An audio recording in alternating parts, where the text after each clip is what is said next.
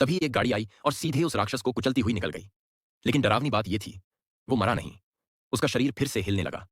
तभी उसे उस महिला की बात याद आई, उस मैडम की। उसने झट से अपनी सैनिटरी पैड निकाली और दूर की ओर भागी।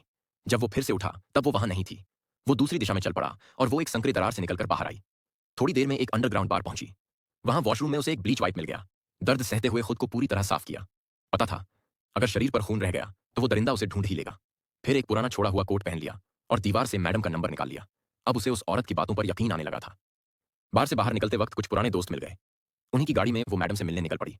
मगर रास्ते में फिर जख्म रिसने लगा और वो दरिंदा फिर पहुंच गया।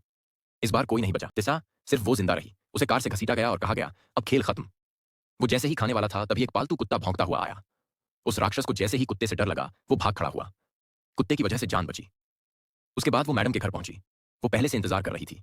बताया गया, वो आदमी असल में एक म्यूटेंट वेयरवुल्फ है जिसे पकड़ने के लिए काफी वक्त से कोशिश चल रही थी और वही एकमात्र चारा थी जो उसे बाहर खींच सकता था। उसने मदद के लिए हामी भर दी। मैडम उसे एक पुराने अम्यूजमेंट पार्क ले गई जहां उसने खुद को जख्मी किया ताकि खून बहने लगे। कुछ ही पलों में वो राक्षस वहां पहुंच गया। देखा गया, सूरज निकलने में अब सिर्फ 10 मिनट बचे थे। काम बस रुककर वक्त काटने का था। लेकिन कहां, वो तो उसके सामने ही बेहोश हो गई। जब होश आया तो देखा दोनों हाथ कील से लकड़ी के फ्रेम पर जड़े हुए थे। वो दरिंदा उसके खून को चाटता रहा, मानो वो उसकी सबसे पसंदीदा चीज हो।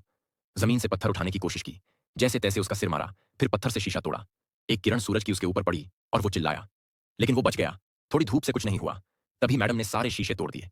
हर ओर से तेज धूप अंदर आई और वो राक्षस खुद को बचा नहीं पाया। अंत में एक लाइटर उछाल दिया गया। चारों ओर आग लग गई। उस हैवान की चीखें दूर तक गूंजी और आखिरकार वो राख में बदल गया। कहानी यहीं खत्म होती है।